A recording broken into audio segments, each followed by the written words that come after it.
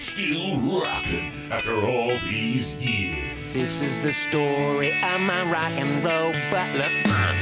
This is it, the show that started it all. Often imitated, but never equal. From San Francisco, USA. Online since 2004. It's the one and only Rock and Roll Geek Show. With the original Rock and Roll Geek, Michael Butler.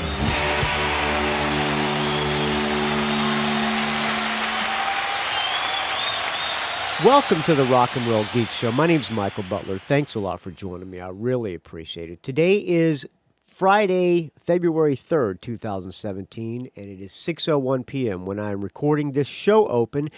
This is only a show open because on Wednesday I recorded a show with friend of the show, Steve Conte, who I've had on. We have done track-by-tracks of... Let's see, I had him on. We talked about New York Dolls. We did a regular interview, and I think we did a track-by-track of the second Michael Monroe solo album that he was on with Dragon.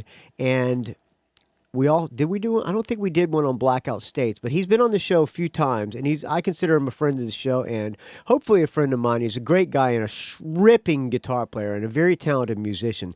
He came on, and we did a track-by-track previously of his Steve Conte NYC album, which was a pledged music album. And if you'd pledged for that album, you got some extra stuff. You got some cover tunes. Well, he released those cover tunes as a proper CD called International Cover Up with a couple of extra songs on it.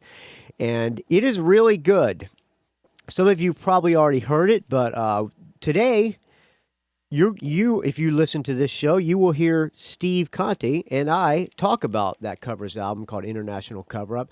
This is done with he's got a USA solo band and he's got a European solo band. This was recorded with his European solo band, and it's got some really good songs on it. Some stuff that I don't really know that much about, like Willie DeVille. I know a little bit about Mink DeVille, but I'm not a huge authority. But he covered a Mink DeVille tune. He covers a John Lennon tune, a couple of Stones songs, Jason and the Scorcher song. The guy's got great musical taste, and he's got the same rock and roll heroes as pretty much you and I, friends. So I hope you enjoyed this interview that I did with him on Wednesday. We had a little bit of a... By the way, this is a bonus show, which means if you're a Patreon donor...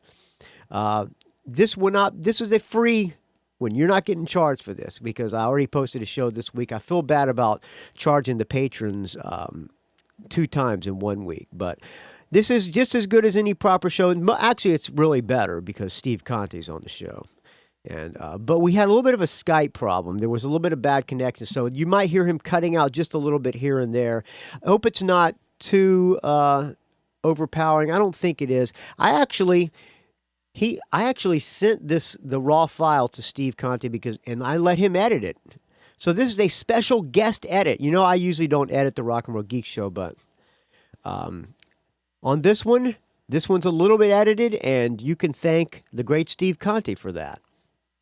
We talked for about... I don't know, probably about an hour and 20 minutes or something like that. It's a good talk, and we talk a little bit of rock, and we talk a lot about this album. I geek out a little bit on the instruments played and things like that, which I like to hear that kind of stuff. So I'm going to shut up now. I'm going to let Steve Conte do the talking, and I will just butt in occasionally. Hope you enjoy it. Thank you, everybody who donated to the show. Please keep the donations coming. There's links at rockandrollgeek.com, and I'll come back at the end and tell you how you can reach me. But keep the donations coming, friends, because without your donations, this show would die a horrible, putrid, stench-filled, dying in a kayak in the middle of the ocean death. All right. Without further ado, here is the great Steve Conte talking to the mediocre Michael Butler. All right. Steve Conte, thank you for coming back on the Rock and Roll Geek Show. I really appreciate it. Hey, Michael, how are you, man? Thanks for having me. Yeah, I just want to tell you, you guys were great in San Jose, California. I went to see.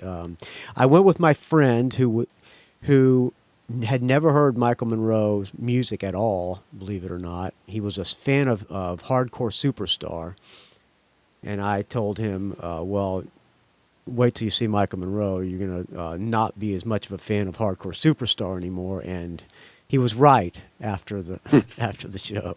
It was a great show. Well, it depends what you like. I mean, I like Hardcore Superstar. They're great guys and great high energy. And a tour that you saw, the Blackout States tour, that's our latest album with Michael, and Rich Jones and I wrote most of the songs. There's a couple of Michael songs. I think there's a Sammy song, but it's like 12 really good songs. I think I put that album in as I think it might have been like number 3 of my top 10 albums that year. 2015. Yeah, 15, right. It was a great show. I have to say I like the band a lot better with Rich Jones in it than any other lineup. Yeah, I mean, it's my favorite lineup so far. Ginger's great, writes unique stuff himself. I like his solo stuff and his Wild Heart stuff. Dragon, he's great with Backyard Babies, and even his solo record I liked. And we wrote some good stuff together too. But Rich is he's more like me. And we really, roll up our sleeves and get in there, and we pick apart each other's, lyrics. Is that good enough? And we really get into it together. So I think we're good. There seems to be a better chemistry too of everybody playing on stage together with Rich Jones and the band, and a lot more high energy to me with Rich Jones and the band too. Everybody seems more like a cohesive unit. Yeah, I mean, who knows why? Exactly. Personalities maybe. I mean, his band, Black Halos. I mean, they were a cult band as well. Yeah, I knew them from a band I was in called American Heartbreak, and we did a lot of we played. That's how I know Rich Jones. We played a ton of shows with Black Halos. So how long did that U.S. tour go? That was it. I mean, we mainly did the coastal cities. We did New York, Boston. We might have done Philly. I don't remember. Oh, so you only did like 5 shows? Yeah, well, we did Vegas, we did LA, we did, I think we didn't do San Francisco. We did San Jose instead. We might have done Seattle. I don't even remember. No, I don't think we went up to Seattle that time. And then we did this 3-day drive across the U.S. It was insane. You drove. I was going to ask you if you flew or drove. No, we were in a tour bus, and it was us and Hardcore Superstar on the bus together. Do you have tour support to do that, or? Boy, I don't remember, but I mean, because that's expensive to travel across the whole country and in a bus without tour support. Yeah, well, that's why Hardcore Superstar and us were in the bus together. Yeah. But it was cool. We all got along well, and it was a nice. Well, you were only in the bus for about a week, so it didn't smell too bad probably until the last show. Well, it took us 3 days to get across from the West Coast to the show we had at the Sellersville Theater in Sellersville, Pennsylvania, and we made it there 3 hours late for the show, and we got fined, and they had to pay their union guys overtime to keep working, at the venue, and it was kind of a bust. Note to self: don't try and drive cross country when you have a show. If you don't really know how long it's going to take you. Yeah. It's a nice drive. 3 days across the country in a bus is a nice little drive, though. It's lots of good sights to see. Yes, that part of it was fun, but it was like the last 12 hours that we were like, Eddie, it was our tour manager, who was actually driving the bus. Well, are we going to make it? Are we going to make the show? And he was like, oh, yeah, man, no problem. We were supposed to play at 9 or whatever. We showed up. It was 12:30. Oh, bum! You showed up with all the gear at 12:30. Yeah, we showed up, and some of the fans were still there. It was like a theater, so it was like theater seating, and there were still people there, but I'm sure it was packed 3 hours before that. Huh. And yeah, both bands showed up there. So then Hardcore Superstar had to go on first. Yes. No, I guess we showed up at around 11:30 or whatever, and our show was supposed to be at 9, and we ended up going on at midnight. That's not too bad. So yeah. Anyway, it was fun, and all that was building up to Monsters of Rock cruise that we did. Oh, you did that That's too. pretty much why. That's pretty much why we did the American Okay. tour, was so that we could be in America and go down to Miami and get on that boat and go to wherever we went, the Bahamas. And Try to get closer to that Wi-Fi if you can, Steve, because you're cutting out a little bit. I am about as close as I'm going to get. All I'm right. talking on the. Just go I'm take the wife and tell the wife she's got to get out of bed. And all right. So is it getting that bad? no, it cuts out a little bit. That's all right. We'll deal with it. So a lot of people loved when you came on to do the track by track of your solo album, first solo album that we did the track by track on. A lot of people loved that. A lot of people told me they went out and bought it because of it. And so now you have another solo album, but this album is a covers album. Yes. International Cover Up.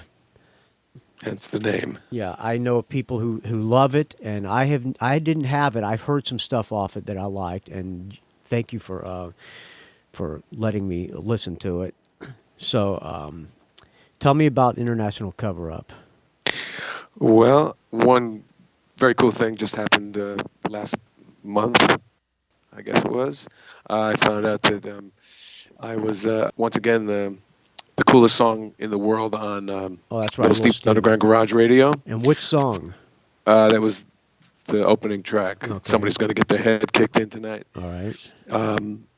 And that was the number 5 song of the year in the People's Choice Award, the Listeners Awards, for the Underground Garage Station, which is awesome because it's a worldwide, Do you notice any rock and roll station. Do you notice when you get played on that station? Do you notice any sales go up?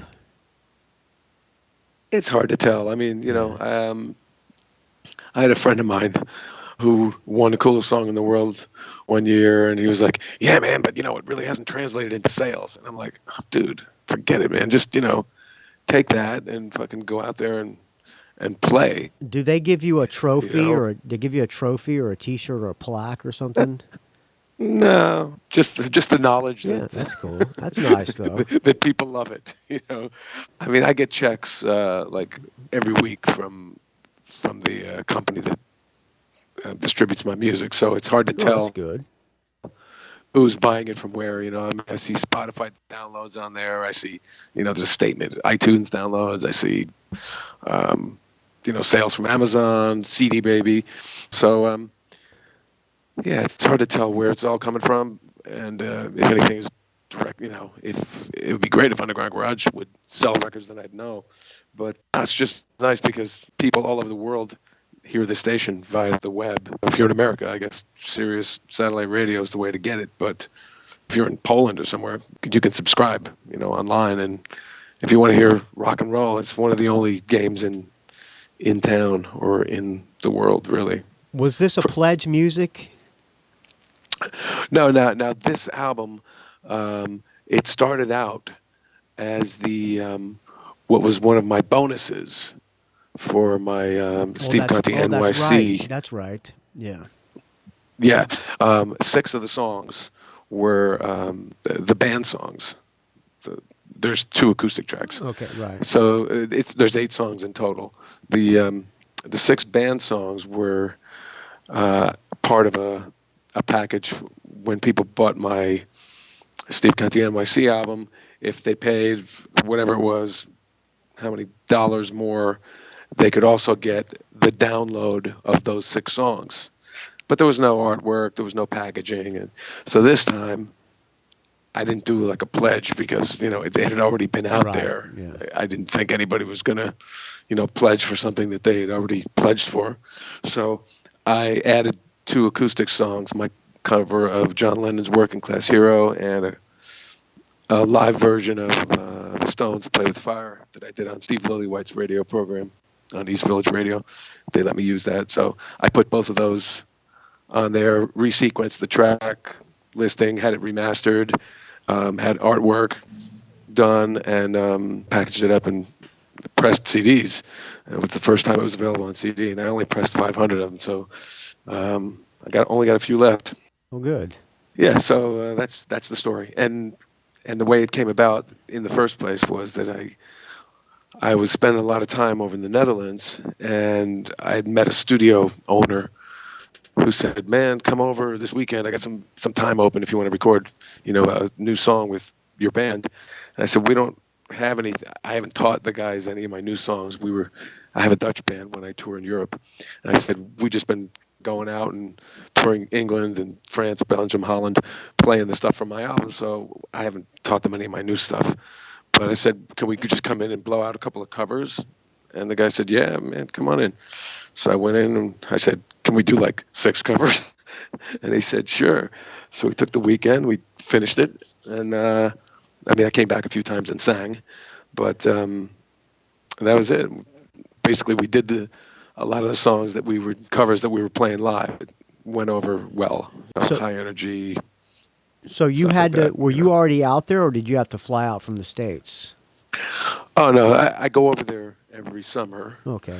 And I end up, touring with Monroe. A lot of the dates we do are Finnish festivals. And, actually this past summer we did a lot in Germany and Sweden, and we've been getting around. So I'm over there a lot.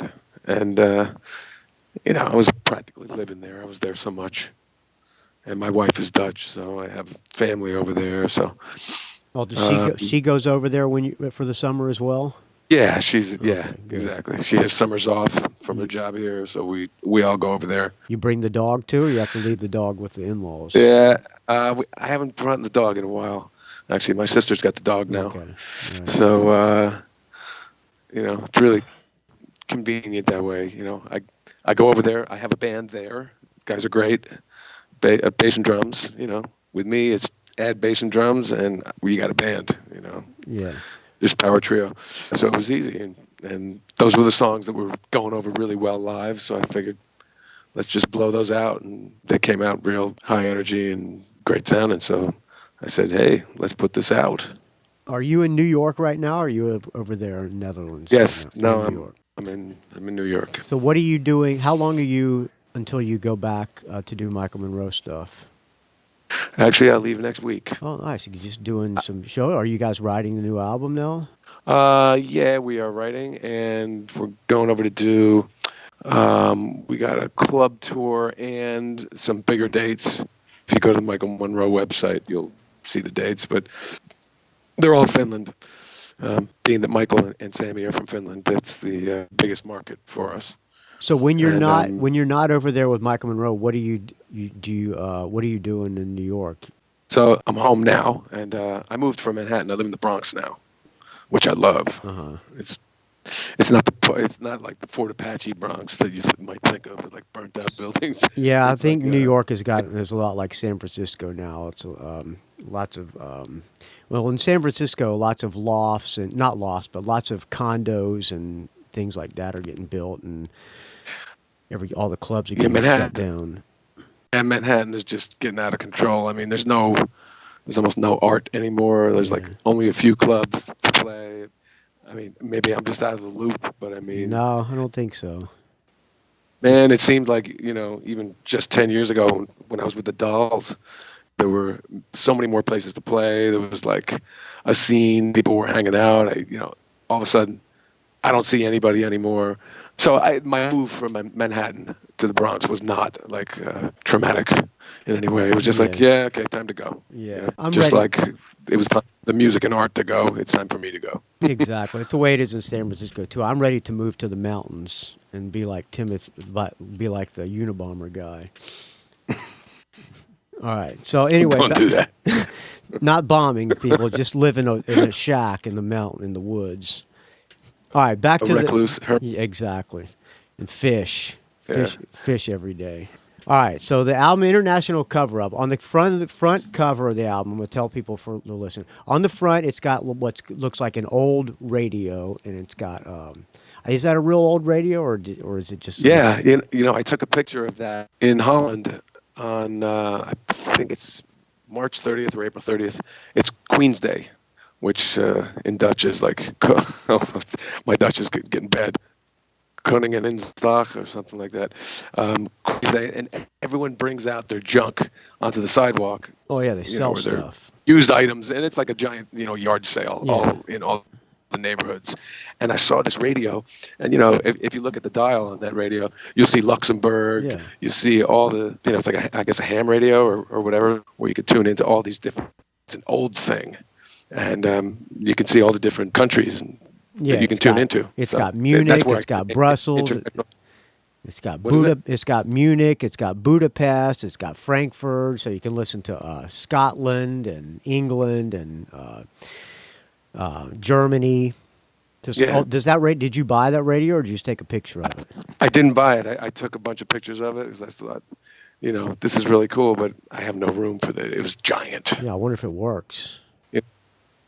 Yeah, I mean, the guy actually had a few of them, but I wasn't about to take that back to America, so I said, let me just take a few pictures of it, and then that sort of gave me the idea for the name of the album too. So, and plus my band was international, so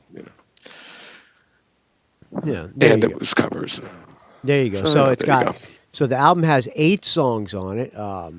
The first song, you want to listen to the album and talk about all the songs? Is that okay? However with you want to do it. All right. The first song is it's originally a Fleetwood Mac song, but I never heard Fleetwood Mac's version of this. I heard the Rosillo's version of this song. Somebody's going to get their head kicked in. That's the only version I had ever heard. Well, there's apparently a few versions out there. The Rosillo's version is actually the first one I heard too, and then I researched it. I went, whose song is that? And I read the credits, and it said Jeremy Spencer. And I went, Jeremy Spencer, he was in Fleetwood Mac. And I Googled it, and it was like the B-side of some early Fleetwood Mac, like when Peter Green was in the band, way before Buckingham and Nicks. Yeah, maybe it was a B-side of probably early. Maybe it was a B-side of it was Oh a Well B-side or something. And it wasn't even called Fleetwood Mac. It was Earl Vince and the Valiants. Oh, okay. Was the name of the project. But it was basically Fleetwood Mac with this guy Jeremy Spencer singing lead. So I heard the Rosillo's version, and then I found out some other bands did it, and I even heard Joe Perry do a really tame I version think of I it. heard Joe Perry do it too when he did a solo tour about 3 or 4 years ago, or 4 or 5 years ago, and I think he played that. He does it just like the Earl Fleetwood Vince and the Mac. Valiants. Yeah. Like really lightweight, really Right. like doing yeah. like surf beat, Right. I mean, I got a surf beat in mind, but it's like muscly, you know what I mean? And there's crazy guitar solos, and it's a good 5-6 minute track. So All right, let's listen to. Can you hear me, Steve? Yeah, I hear you. I Okay. hear you fine. Breaking up a little bit, but that's okay. All right, let's listen to a little bit of Somebody's Gonna Get Their Head Kicked In. All right. Hopefully you can hear this. Up, hold on. Okay. This really. Now the band is rocking and everybody feeling alright. Alright. Yeah, at the club tonight, there's gonna be a fight. Yeah, but somebody's gonna get their head kicked in tonight. Now the joint is jumping and everybody's screaming for more. Yeah, there's gonna be a pool of blood on the dance hall floor. On the floor. Yeah, somebody's gonna get their head kicked in tonight. Yeah. We're gonna rip up the chairs and tear down the walls, smash up the place and really have a ball. Me and my buddies in a physical wreck, and the whole place gonna be a goddamn mess. I said everybody rocking, everybody feeling alright. Alright. But at the club tonight, you're sure gonna be a fight. Oh, 'cause somebody's gonna get their head kicked in tonight. Yeah, rock me.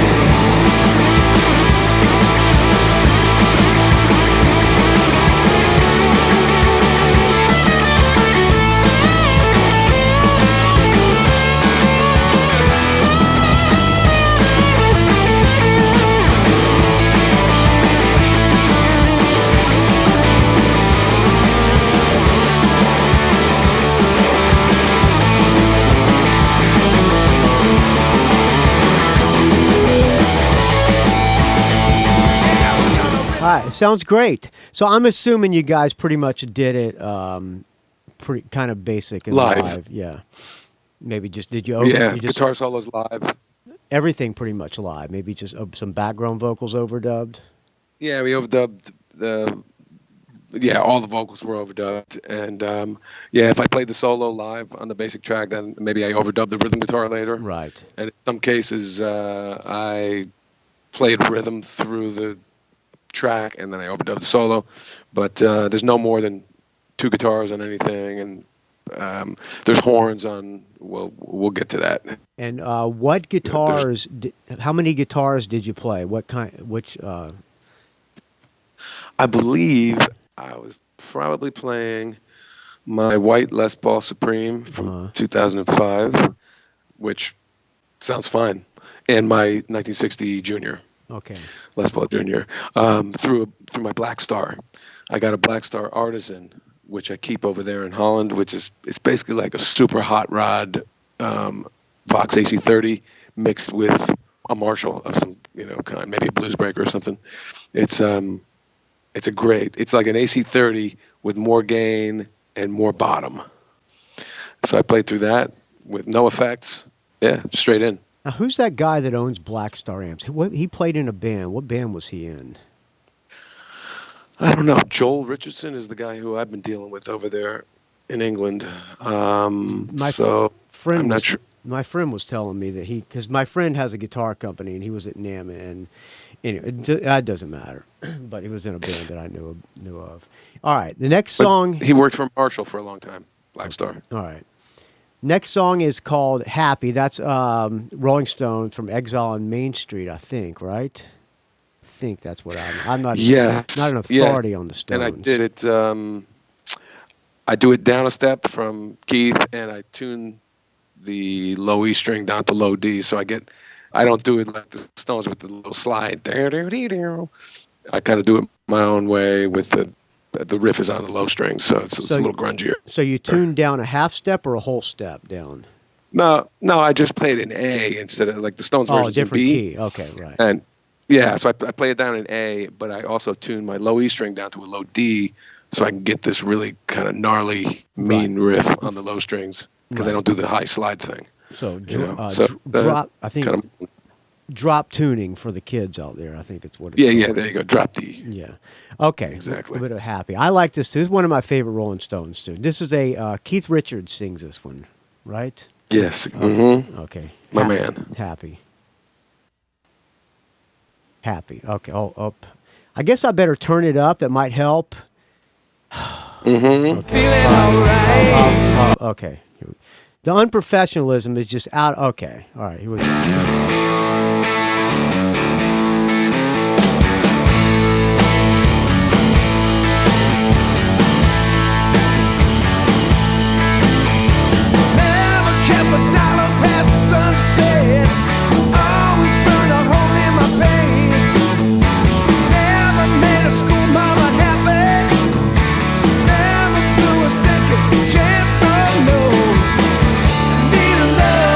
Keep me happy.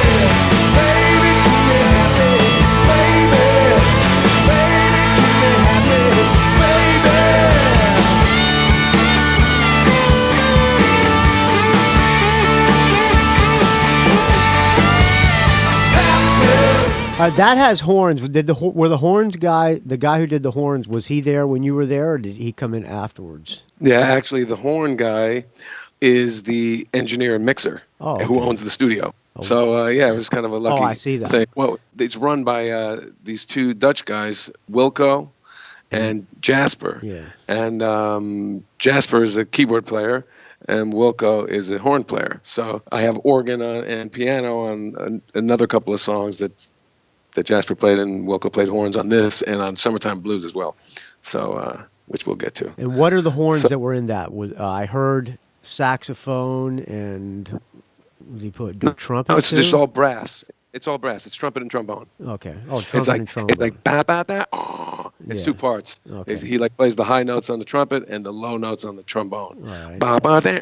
And if you listen in stereo, the trombone's coming out of one side, so it goes like ba ba ba in the left speaker, and then ba. Yeah, that's good. Out of the right speaker. And that was his idea or cool. your idea? Yeah, he said, "Hey, I got an idea. I want to put the horns on this way." I said, "Go ahead, man." He did it while I wasn't even there. And I came in and I signed off on it, Sometimes that's what a good producer does. They just say yes or no. Exactly. And you produced it. You're the producer. Yeah, I produced it. Yeah. All right. The next song is a John Lennon tune. This is Just You, right, on acoustic guitar. Yes, and speaking of detuned, this is 12-string acoustic with the low D again. So all the other strings are tuned normal. And, Lennon does it in A minor, and it's sort of low in his voice, and I took it up, the opposite of what I did with Happy, where I took that down. I took this one up, so it's got a little more urgency in the vocal delivery, which you'll hear. And, I always loved this song. All right, Working Class Hero, John Lennon tune. Sometimes I'm going to eventually be professional and learn how to do this fucking podcast. Live without a net.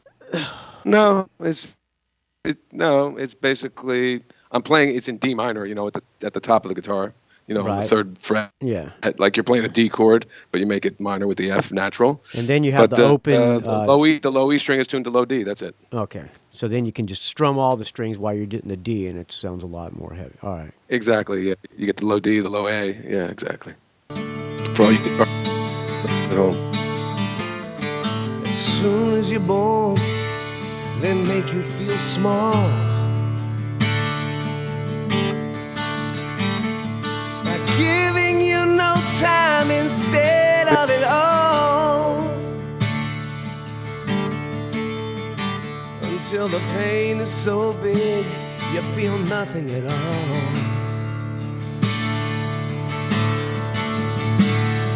A working class hero is something to be. A working class hero is something to be.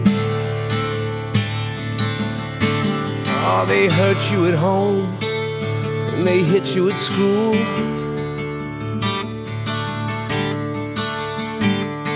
They hate you if you're clever and they despise a fool. Till you're so fucking crazy you can't follow the rules. A working class hero is something to be.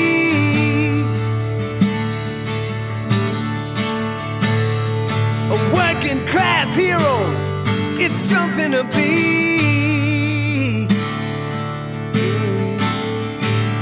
When they've tortured and scared you for 20 odd years,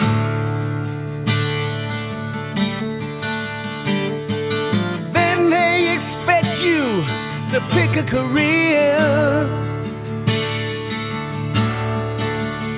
Oh, when you can't really function, you're so full of fear.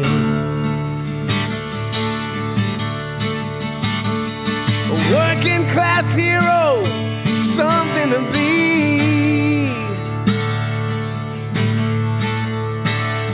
A working class hero, it's something to be.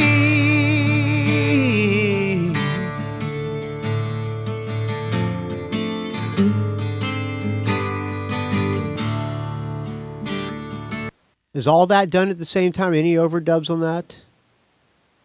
No, that's one guitar and one voice. Okay, I'm going to listen a little bit more. They keep you doped with religion and sex and TV. And you think you're so clever and classless and free, but you're still fucking peasants as far as I can see.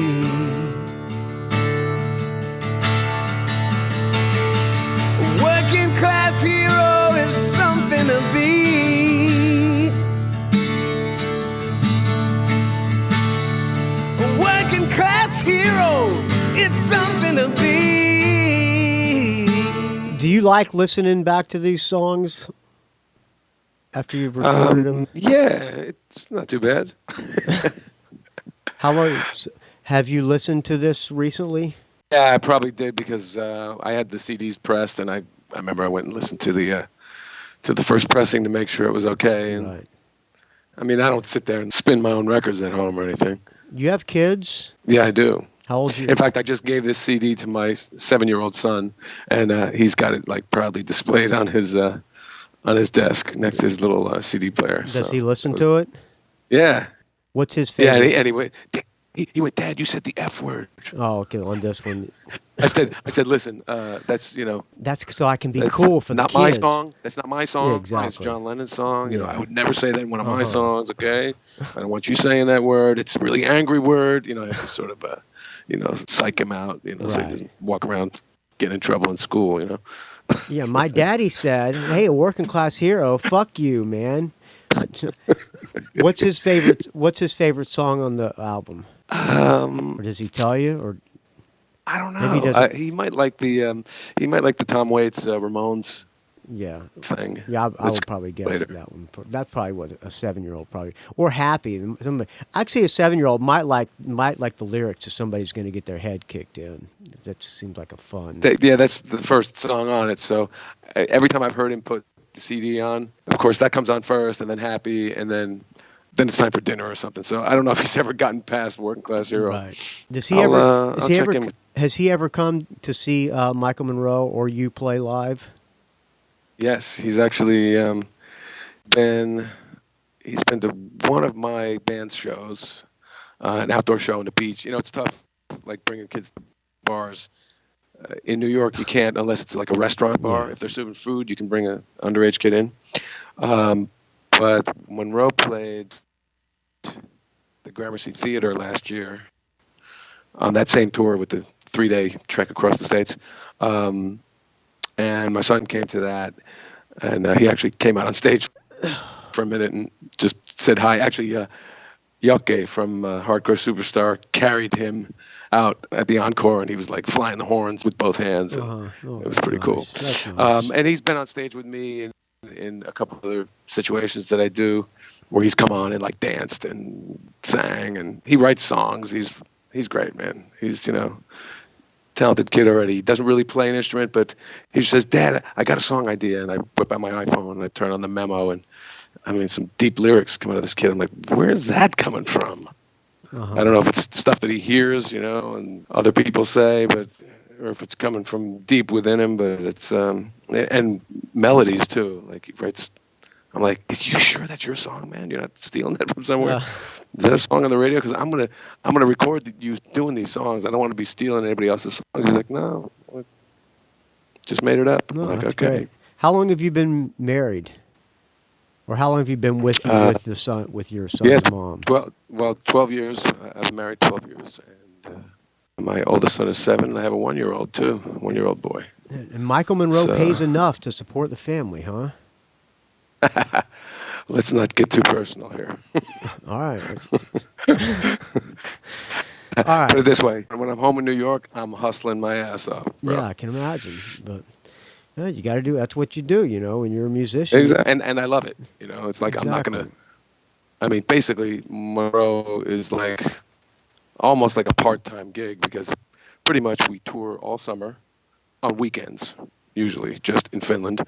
And throughout the year, we We play Finland a few other times. We venture into like Sweden and Germany and Italy and Spain, and just trying to branch out. So we're not only playing Finland, but of course, Finland is where we make most of our money. So, but if you add up all the gigs we have in a year, I mean, we're not doing even 100 gigs out of 365 days.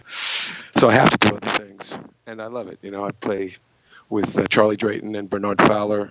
Bernard sings with the Stones. Yeah. Charlie used to play, and Keith.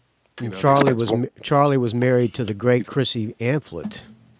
Yes, I knew her well too. We had played together actually, and I had Chrissy Amphlett on my show, and I loved that woman. She was a true original, man. Yeah, she was. I love her. I listen to the vinyls. I touch myself all the time.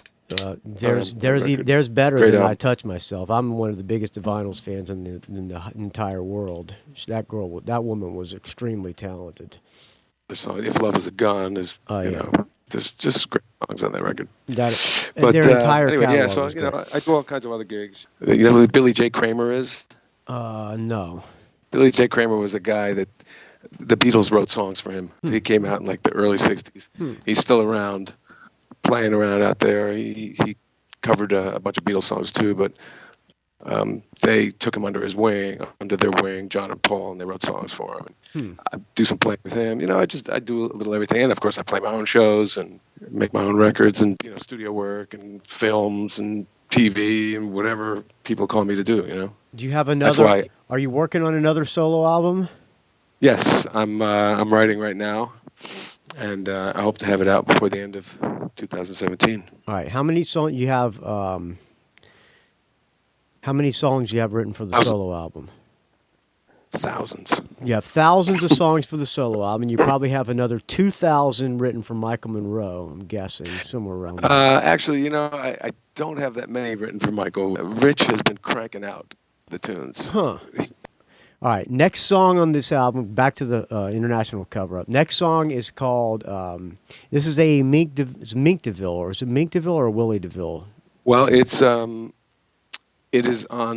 opening cut on the first album by Mink DeVille.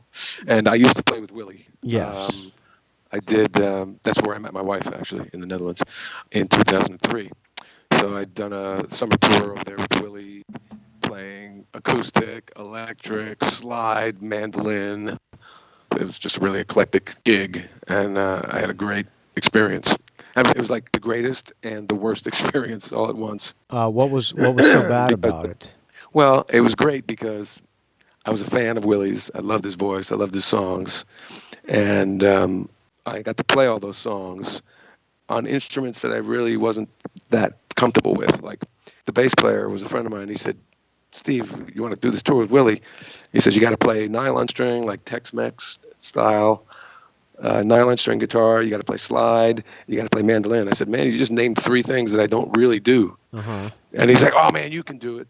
And so I just went into the shed, man, and then, like, for a month, I just worked my ass off and got really good at all that stuff. And of course, I was playing regular 6-string electric too, and 6-string acoustic.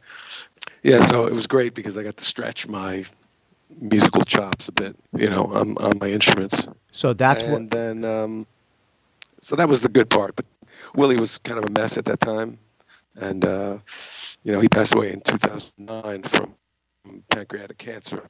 But back then, the only thing that was wrong with him was he needed a hip replacement and he was in a car accident, so he was on these painkillers, and he wasn't supposed to be drinking, but he would drink, a bottle of wine with a handful of these like Percocets or whatever it was, and he would get a little nuts, and he would get real dark.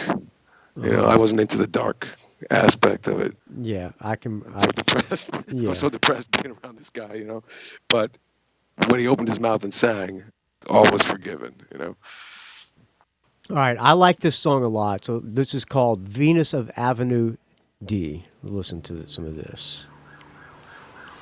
This is probably my favorite on the old album.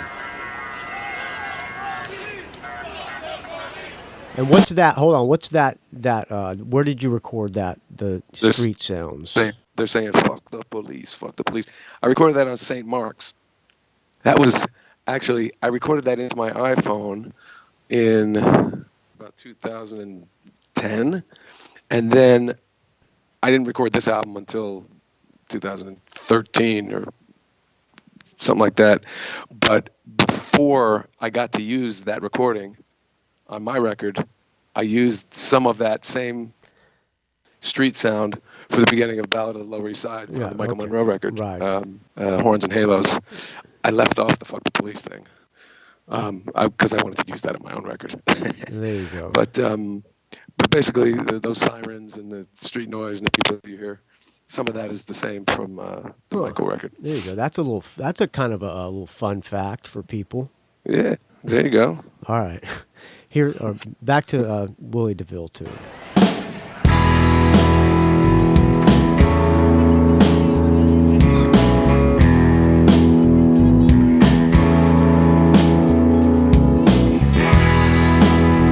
Is that regular tuning? Yeah, that's normal. Key of E. It's just 440.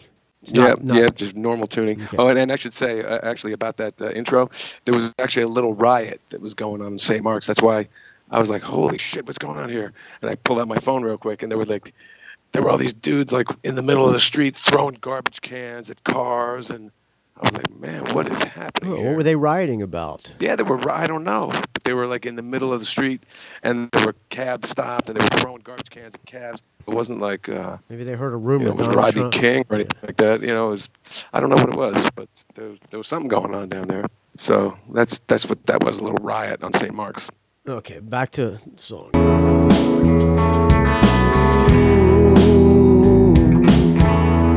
I see her walking down the street, looking good enough. She my inspiration, dressed in red, spinning all my friends' heads. That's right. Now on a rainy afternoon, say, honey, you wanna go for a ride in my car? I know it couldn't be too soon. Yeah, I know a love will go far. Now in the back room, the boys are talking about you, say yeah. Whoa. Now in the back room, the boys and talking about you, say yeah. She's the queen of my blood. Hey, when you played with Willie DeVille, did you shred on the solos like that? Probably not. We played this song a few times, but this was natural because it was like call and response. I'm playing that live as I'm singing, so it was kind of like an old blues player would. You sing a line and then you play. Since I wasn't singing, and Willie would kind of like sing the line and then hang over. Maybe I didn't have enough room to like do stuff like that. But when I'm playing myself, I can cut my vocal off and then I can come in and stab in there with my guitar. It's easy. Okay. So. All right, a little bit more of this too. Yeah, it was not a shredding guitar gig. Right. Okay. But so you got your. It was very musical. You like playing. I'm assuming you like playing this version better than when you were playing with Willie DeVille. Well, it's different. Yeah. Okay. Yeah. What's it take to make you? She's the queen of my block. Honey, what's it take to make you?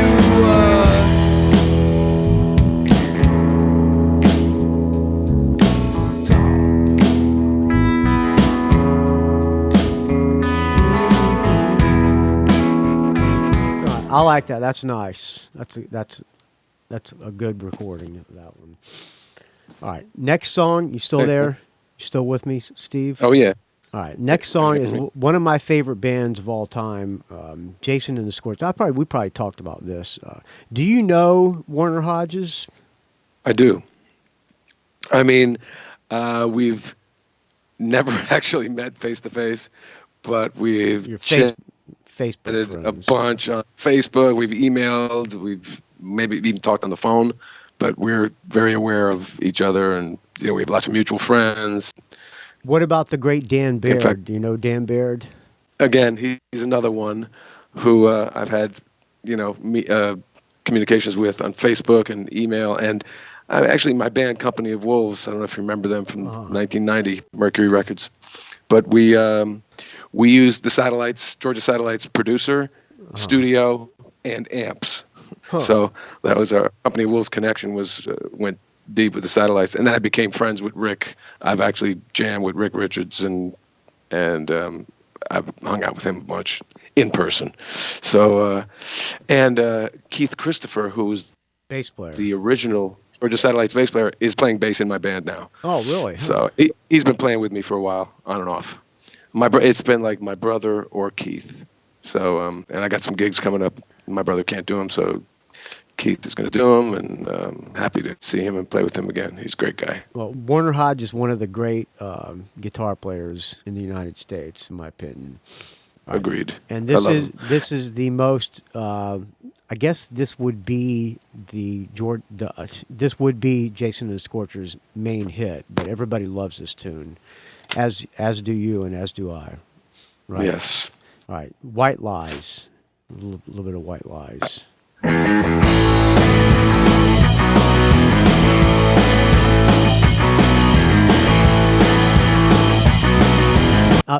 Fun fact, written by the drummer of the Georgia Satellites. Or not Georgia Satellites, of Jason and the Scorchers. Along with someone else. Who's Larry Along Napier? with someone. Larry Napier, someone- was he the bass player? The drummer, and it's two guys. The other guy was outside of the band. Okay. I can't remember his name. Larry Napier. I'm sure I got that wrong, but That's probably right. anyway, it's the drummer and another guy.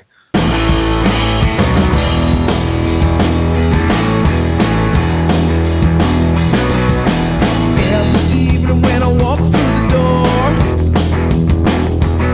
I get the same old lies that I heard before. You're going out for the evening, going out with a friend. Do you really want me to believe that again? You're telling white lies. You're telling white lies. But I can see right through that thin disguise. Can't you tell? I can tell when you're telling white lies.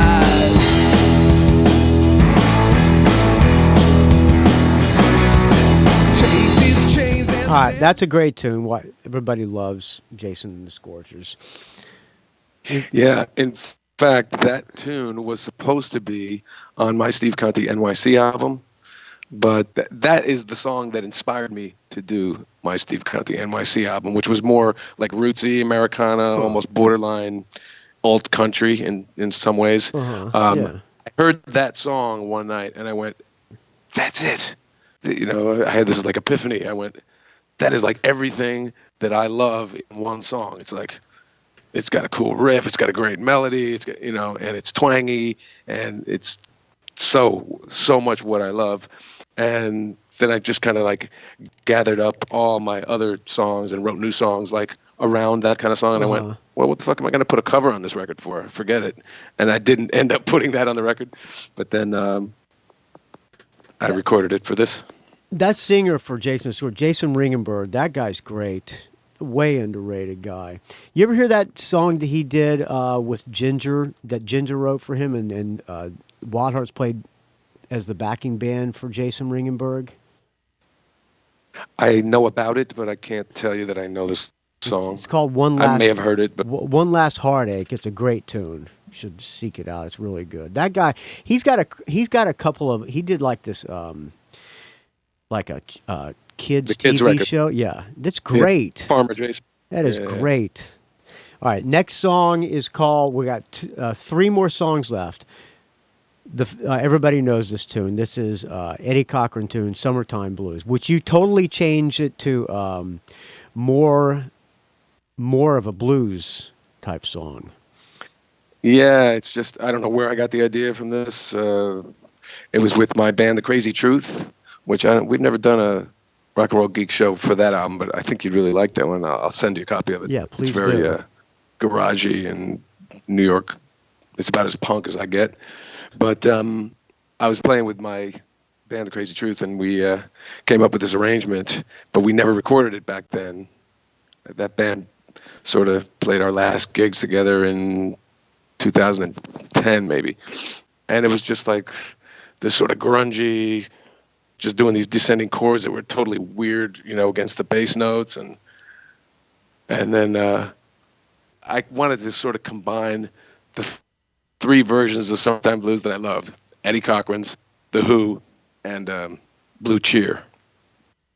So this is a little bit more like the Blue Cheer version than the others. The Blue Cheer version is upbeat. I mean, this is so slow that it's like not like anyone else's version. There's really kind of no Eddie Cochran in there at all, to tell you the truth. Yeah. But in the middle, I go into the double time, Who thing, and that's where you'll hear the horns actually. But the Blue Cheer thing is just that instead of going into the "you didn't use a car because you didn't work late," I play the guitar riff. Yeah, you don't do the answer back until the very last verse. Yeah, exactly. So there's the little backstory on that one. All right, Summertime Blues. Here we go.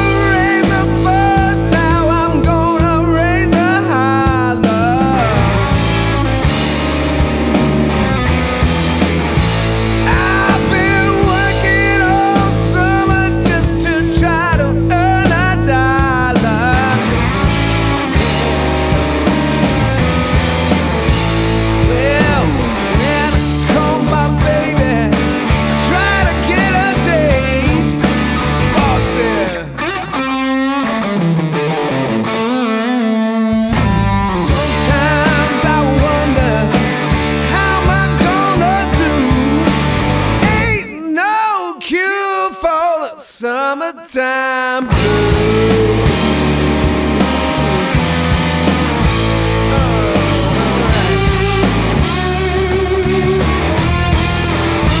Well, my mama told me, son, you got to earn some money.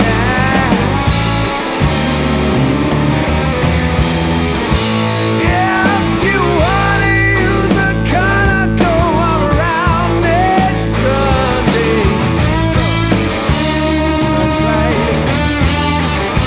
Well, I didn't go to work, I told the boss I was sick, he said.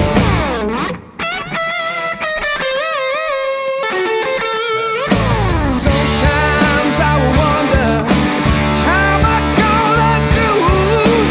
Ain't no cure for the summertime blues.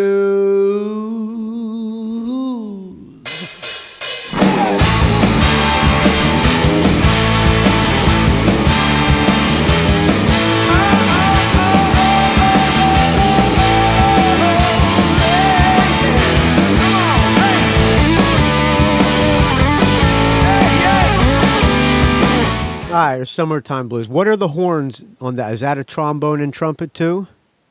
Again, just brass. Yeah.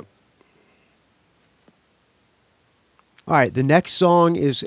No, I didn't know this was a Tom Waits tune. I thought this was a Joey Ramone solo tune, but it kind of makes sense. No, it's on Bone Machine. Oh. And Waits' version is it's just really acoustic, jangly, jang, jang. It's like a stamping on the floor with a boot, in a big room. You can hear the echo, and he's just strumming an acoustic. When I'm lying in my bed at night, I don't want to grow up. I had only ever heard Joey Ramone sing this tune. Yeah, and at the beginning, just to sort of take the piss out of, what the Ramones would do.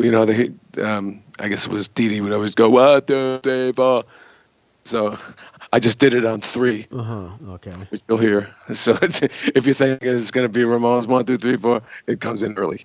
All right. I Don't Want to Grow Up. At first, when I saw the title, I thought it might have been a Descendants tune, but okay. Enough of that. When I'm lying in my bed at night, I don't wanna grow up. Nothing I never seem to turn out right. I don't wanna grow up. How do you move in a world of fog that's always changing things? Makes me wish that I could be a dog. When I see the price that you pay, I don't wanna grow up. I don't ever wanna be that way. I don't wanna grow up. Seem like folks turn into things that they never want. Only thing to live for is today.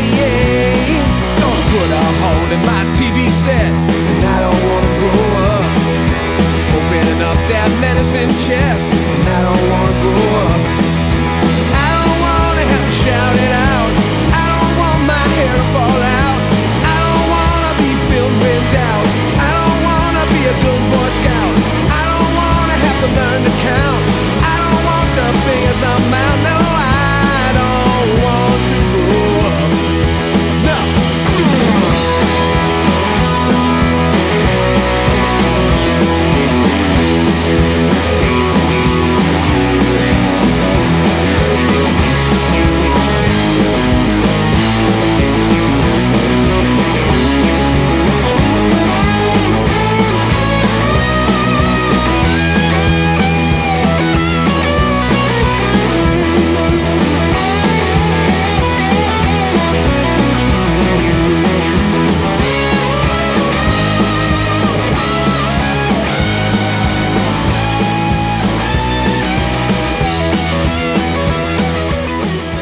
All right. Last song on the album. Still here, Steve? Still there. Okay. I did that one, by the way, I did that one up a step from Joey. He did it in D, I did it in E.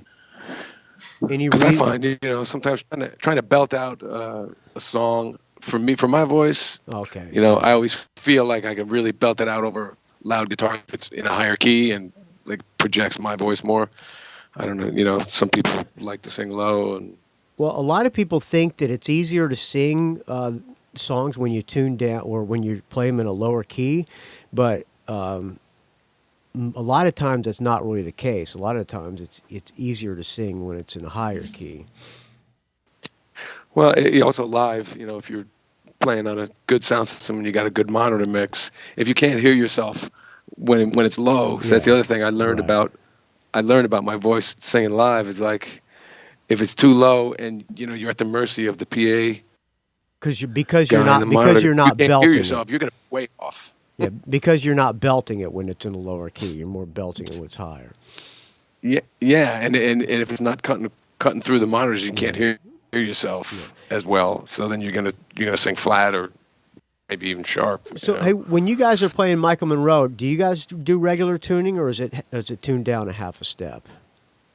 Nope, all regular tuning. Okay. I try not to do anything tricky that's hard to recreate live.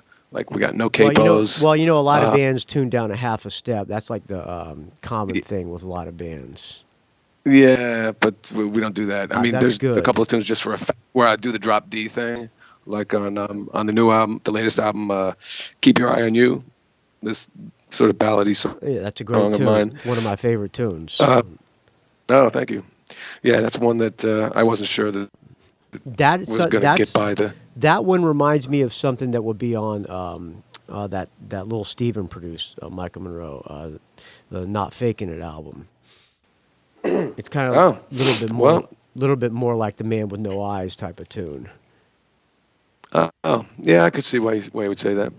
Those are the kind of Michael like, Monroe. okay. Those are the kind of Michael Monroe songs that I prefer over the more harder ones. Well, I also, I like to write those kind of songs, and I'm never sure if Michael's going to sing them, but I always think it shows a nice diversity. Yeah, I agree with you. Yeah, and I wish more bands played in regular 440 tune. Like I said, a lot of bands now. probably most bands tune down to half step. I wish more bands just play regular tune. That's to me, that's the way it used to be, and that's why that has a big, to me, it has a big part of why music was better back then. I'm probably wrong, but Well, Hendrix did tune down a half step for some stuff. it's before my time. All right. Yeah, but I think his tuned down stuff was later. I don't think like Purple Haze and all that stuff was regular tuning, but towards the Electric Ladyland, he might have started tuning down.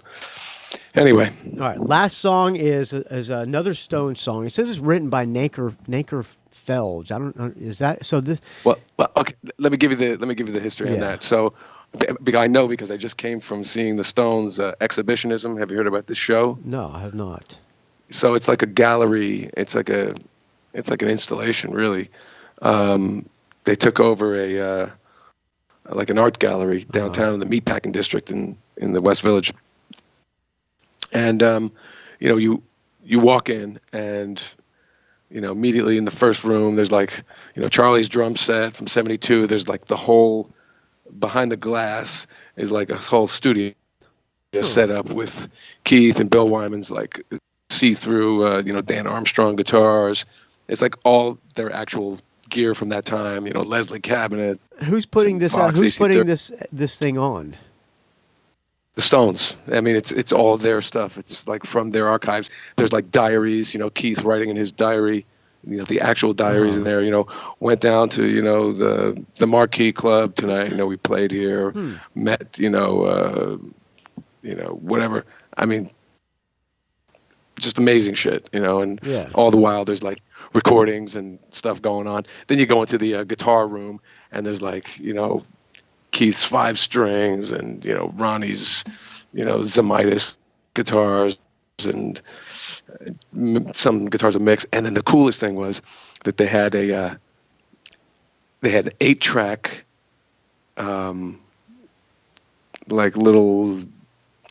like 6 of these little studio stations where you could remix tracks from Sticky Fingers and Goat's Head Soup and I mean all the great ones, Let It Bleed and you could separate and hear just Keith's guitar, just Mick Taylor's guitar, just Ron, just Charlie's drums, just Wyman's bass, just Jagger's vocal, and make your own little mix. I mean, you can't record it to anything, but you can put headphones on and do that. That was incredible. And then there's a whole room with costumes, like all mixed. Devil shirt from Altamont and these incredible things. So, right, but there's one back to the Nanker Felge thing. There's a story in there, and I've heard it before. But a Nanker is some kind of face that Brian Jones used to make, where you'd pull your nostrils up and your lips down, like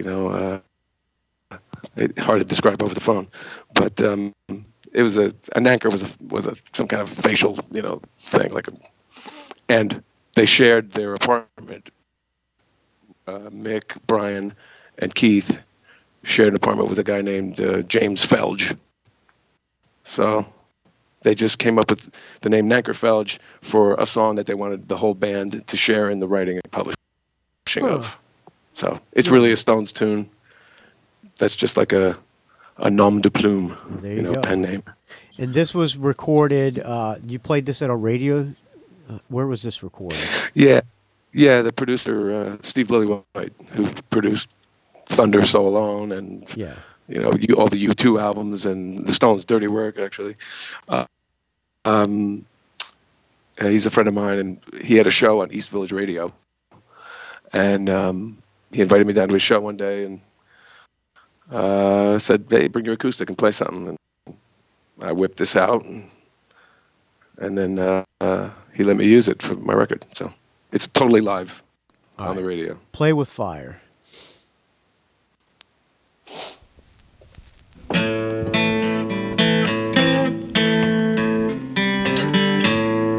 It's open tune? No, this is a key of A. Again, up. Mick does it, the Stones do it in E minor. I do it in A minor. So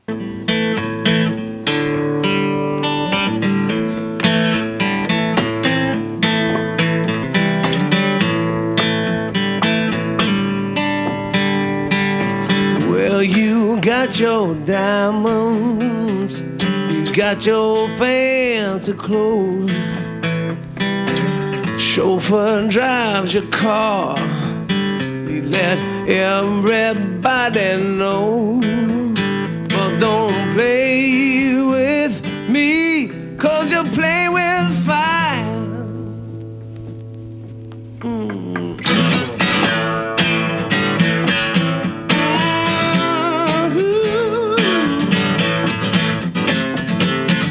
Your mother, she's an heiress, owns a block in Hollywood. And your father be there with her if he was any good. But don't play with me, 'cause you play with fire. Don't play with me, 'cause you play with fire.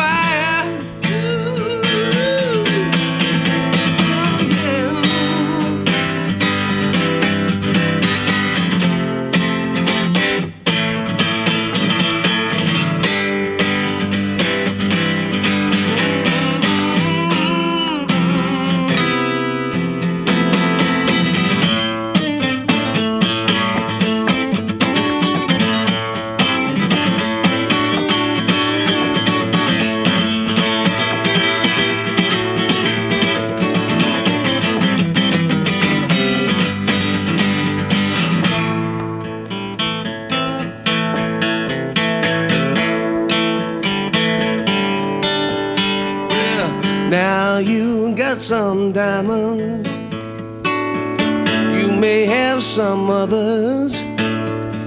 You better watch your step, girl, or start living with your mother.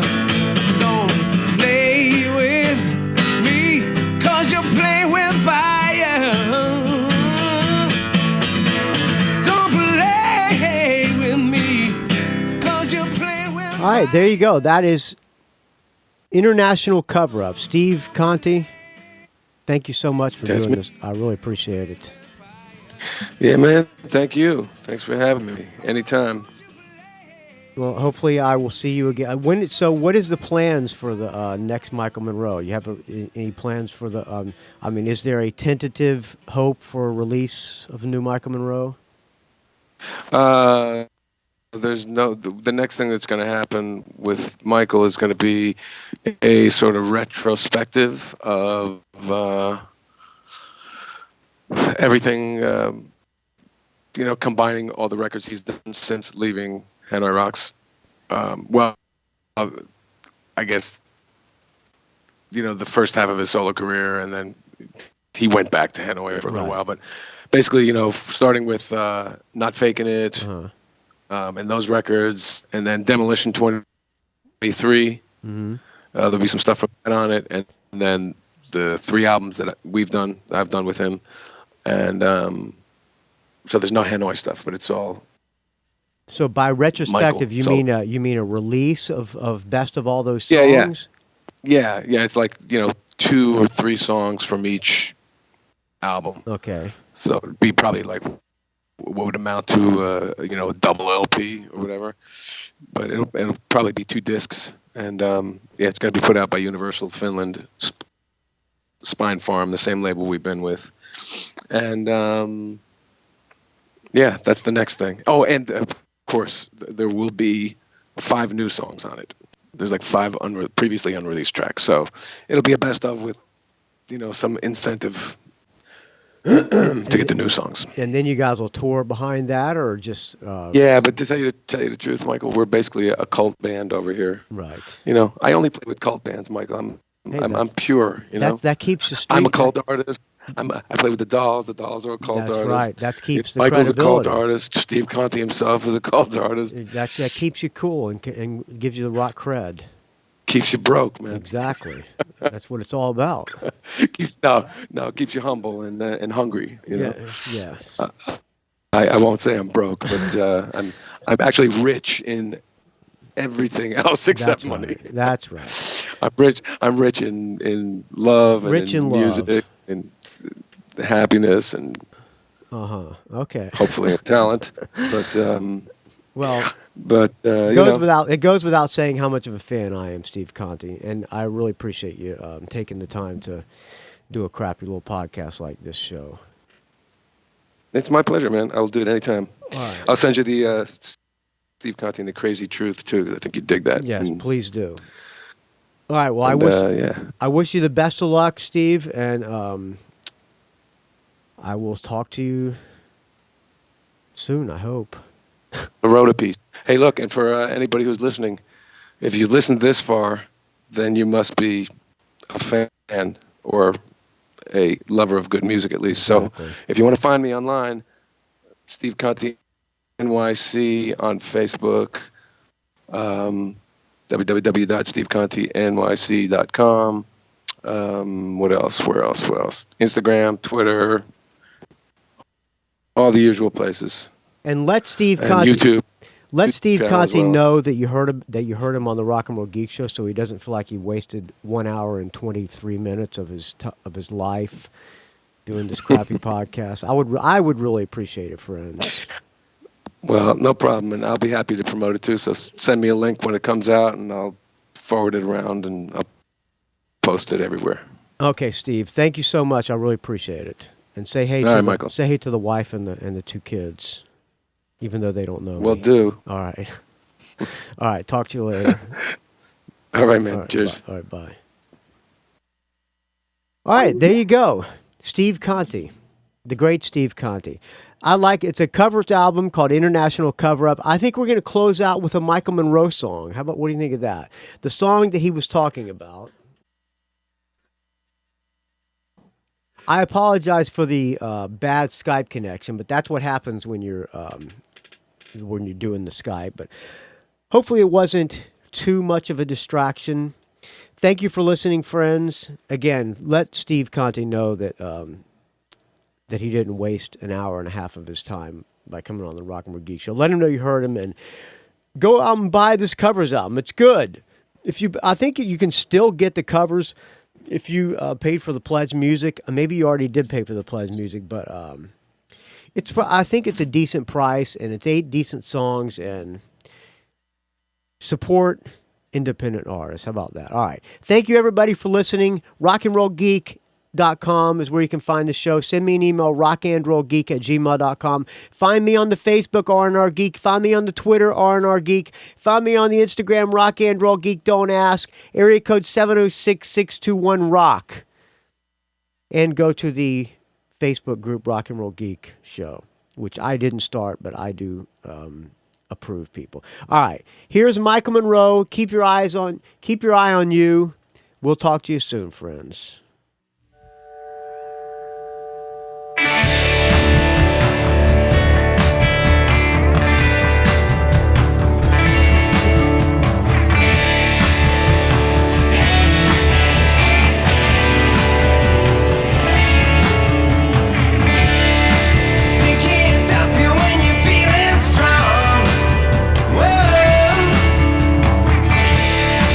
But then the feeling doesn't last too long.